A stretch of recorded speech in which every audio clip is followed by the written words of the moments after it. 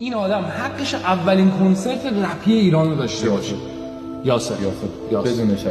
یاسر خیلی دیوونه است. یعنی دیتیلی که شاید دوست نداره خب کسی بدونه که من الان اینجوری، دیتیلی که من از زندگی اون آدم، یعنی تا حدی که من میدونم و اگه بخواد 1% رو بگه حاجی همه باور کن دلش خموراست میشن. این آدم از سختی هایی که کشیده، این آدم دیلایی که رد کرده شاید به قیمت یه منطقه توی تهران بود.